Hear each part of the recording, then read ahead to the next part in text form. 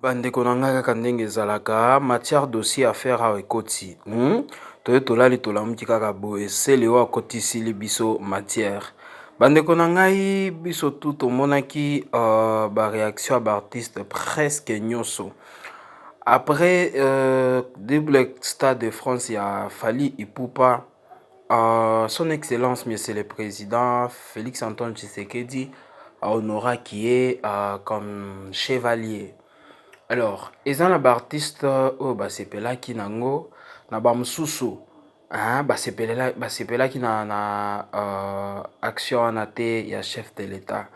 Mpona ngai baoyo basepelaki baza bareconnaissant, baza baartiste oyo bareconnaîtraka baeffort ya baninga. Mpona baoyo basepelaki te, moi je peux les appeler babenga yango nini c'est la haine, baza ba jaloux. Baza ba jaloux parce que comme on a ndenge moninga zo mata pona bango ezalaki lokola échec na côté na bango. Alors bonjour, bonsoir et surtout bon après-midi, cela ne dépendra qu'à l'heure à laquelle vous allez nous suivre. Bienvenue encore une fois Balandi Nabiso ya Kala, bienvenue encore une fois Balandi Nabiso Yasika, ya chaîne Nabiso INSNM officiel. Tous souhaitez Bilokaba, bienvenue et surtout de partout où vous êtes en train de nous suivre. Si c'est toute la première fois à Kolanda chaîne Nabiso INSNM officiel, je vous prierai toujours de vous abonner. Abonnez-vous massivement et surtout Bobo Sanakapete, cliquez Nangonga et en notification. Alors, likez, partagez, commentez, cela nous fera énormément plaisir.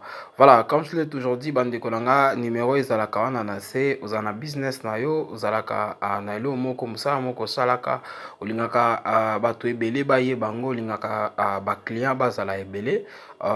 N'hésite pas surtout à kobenga biso, nous on est là pour faire de la marketing.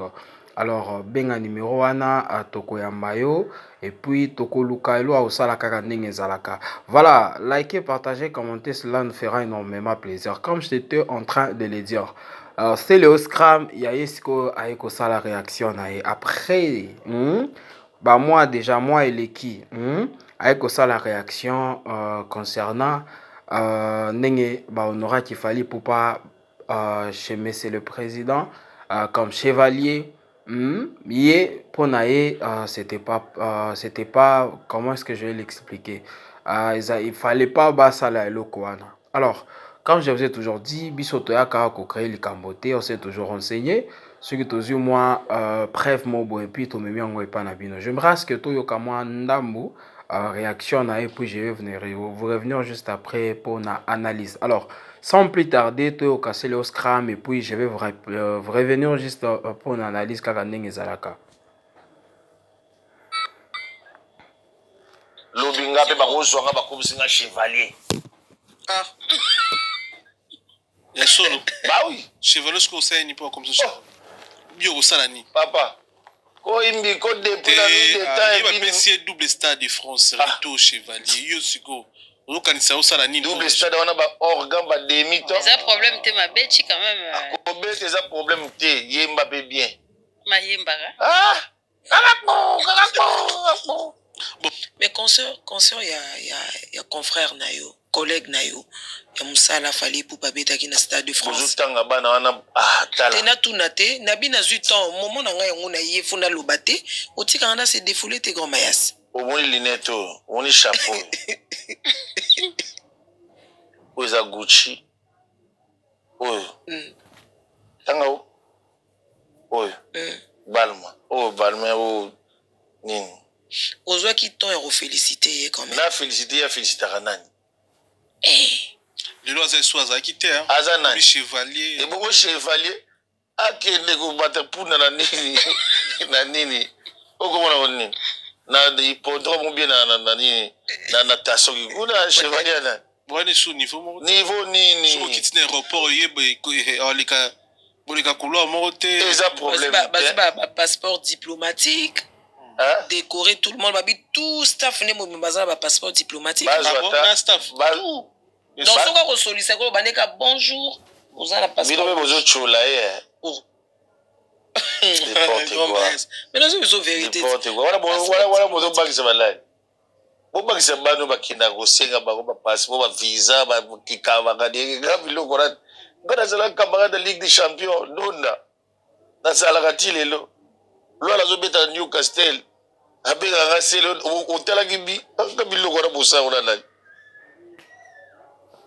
Pamela natalaki image moko ya Héritier Watanabe te natunako s'il te plaît grand Mayas. Voilà, bandeko na nga, j'espère toyoki c'est le Scrum. Bandeko na nga to marché bamote hein. Alors, pour lancer au Scrum, anié bilo wana pour naé, ce n'est rien. Oh, voilà, au petit double stade de France, il Mbappé bien. C'est le Scrum au départ bandi carrière solo na ya salini na musique. Oh, lelo akoya koloba makambo ya boye pona Fally Ipupa oyo lelo akoya ko critiquer Fally Ipupa bandeko na ngai à un moment donné na mboka na biso bomoni ebele ya bandeko na mboka na biso bazo évoluer te pona nini. La plupart de nos artistes ceux qui asali kaka kombo na mboka pour lui c'est fini. Assommez-moi 3-4 voitures. Azamon a parlé quelque part pour lui déjà ceux qui attendent Nanzela les liés à pêcher ceux qui 5 dollars 20 dollars même 100 dollars pour naïe déjà c'est fini. Il se prend pour une star donc star mobile je ne sais pas comment l'expliquer. Kilelo oyo naba exploit et belé au Fally Ipupa sali. Lelo parce que c'est le Scrum, ça c'est le Scrum aya ko dénigrer Fally Ipupa non yembaka bien. A obeta double stade de France Mbappé bien. C'est le Scrum o yembaka bien ça nini. Nini c'est le Scrum asali pour la musique en mboka na biso. Nini oyo ayembi lelo voilà yeper ko ti atana Zénith de Paris o bato babini. Hein, quand même, bandeko nanga. Pourquoi nos artistes, la plupart de nos artistes, balingara ko apprécier effort à baningate. Bon, Fally en avoir bien té. Mais yeyo azo sala ba exploit. Yeyo alongo le biso ni abeti double stade de France. Yo oyebaka bien ozalaka na voix bangelou. Hein? Donc, ce que yembi boy lokola angelo, ok, osali nini. Voilà, oui. La musique au yembi, dieta déjà béni, aux moins quelque chose, aux sangaka visate, aux sangaka ya billet, aux sangaka ya kolo appartement, au fandi na poto, mais osali nini ya malunga. Ba Fally Ipupa o ba olongola biso soni na musique ya mboka. Lelo so to telemi boeza Fally Ipupa. Ah bon, excusez ngai, le numéro 1 ya mboka na musique na biso, hein, ya mokili, parce qu'il faut tout ça la différence, la musique ya mokili na musique ya nzambe, musique ya mokili na mboka na biso eza Fally Ipupa. Oyo muto akoloko akotelema alobi na ye a étalier même motema na ye moko ayebi kaka non, c'est vrai.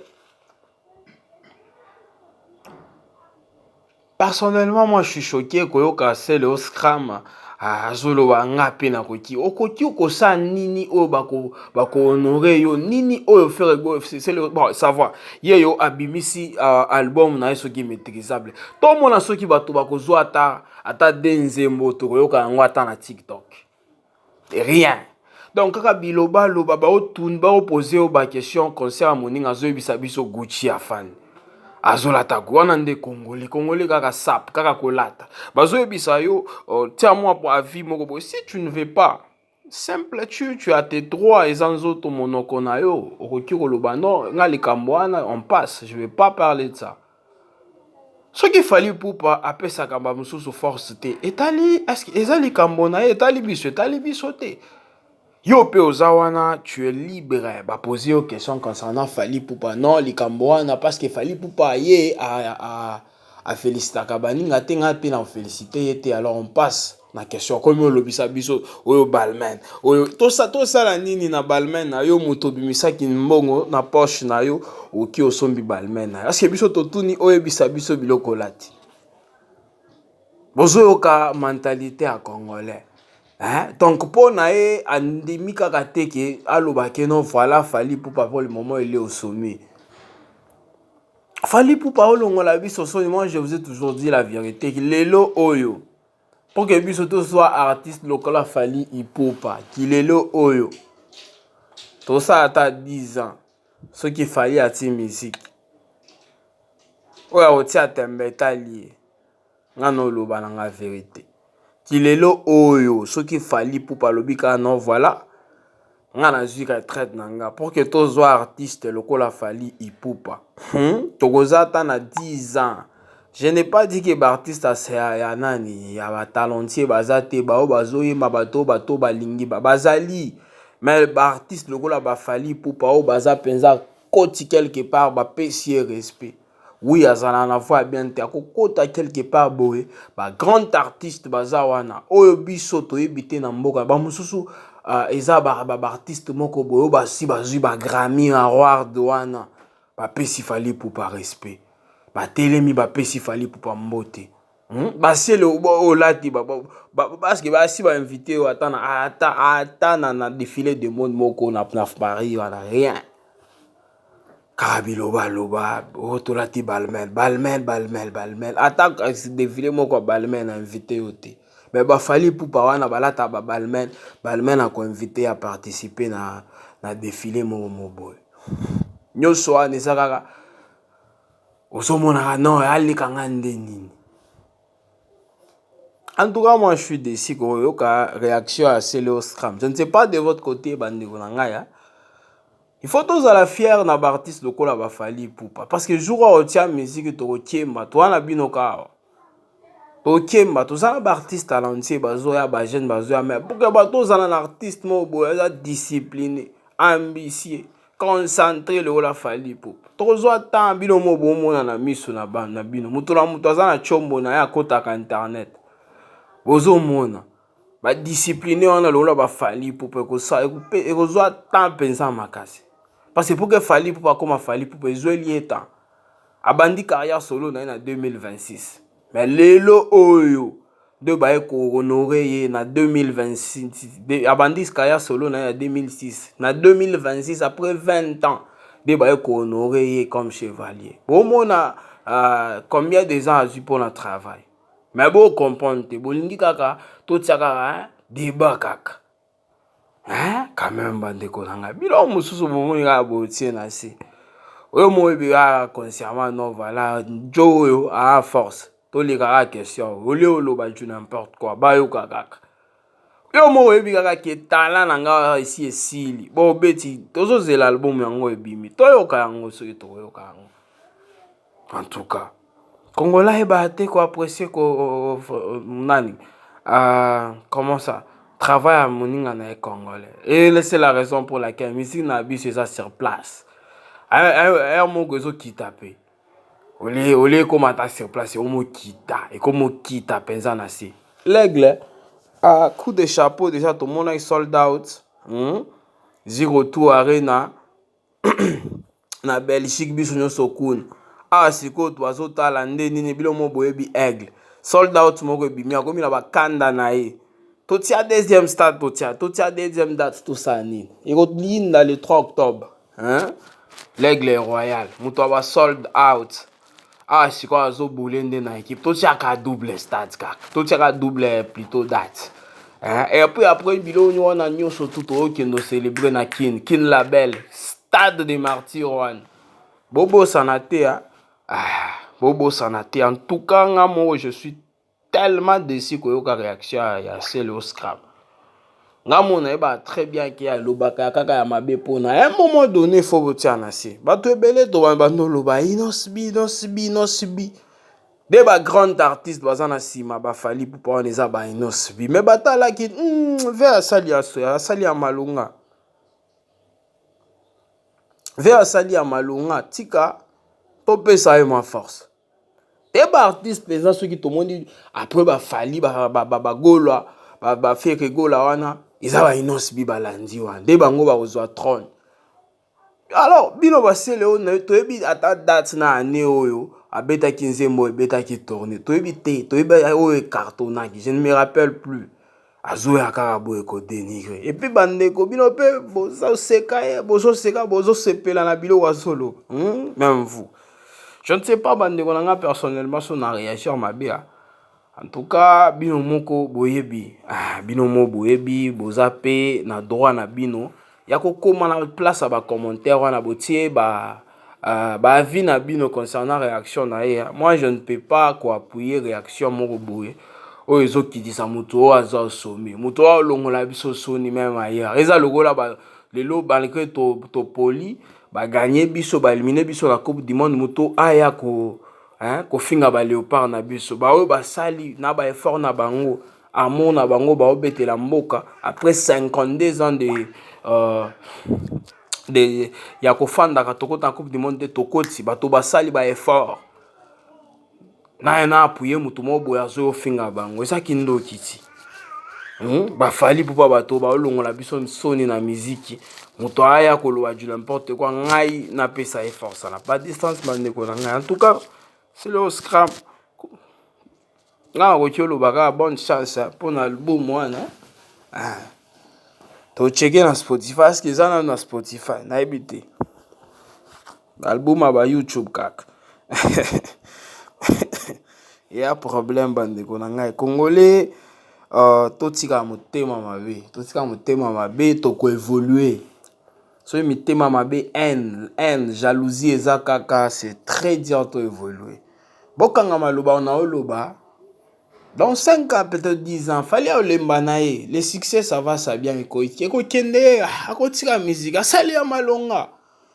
Ya malonga to ekomami na histoire. To komona siko bino bozala kaka wana pona koloba mabe pona ye. Tozana bino kaka. Tokomona ceux tozo artiste akolongola biso soni ya lokola ba fali pou. Artiste mo waza ambitieux, discipliné,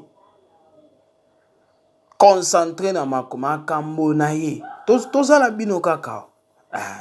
Amwa Nzambe azonga kaka mokili sila. Sinon toza kaka wa tokomona bo pesa nga raison bandeko na ngai. Tozala bino kaka wa je le répète encore une fois. Voilà bandeko nanga so esambala na ya liboso la na chaîne Abisso NSLM officiel. Je vous prierai toujours de vous abonner. Abonnez-vous massivement et surtout bobo sanaka pété. Cliquez dans ngonga ya notification. Voilà, comme je l'ai toujours dit, toko minasuka partage Nabisso. Merci encore une fois pour la Nabisso. Merci encore une fois pour la rejoindre Abino. Ya ko like ko partager surtout ko commenter. To sepela makasi ko yoka ki boyoka bozota la pebiso. Alors yango toko minasuka bandiko na ngai, permettez-moi toujours de vous dire bye bye et surtout à la prochaine. Ciao.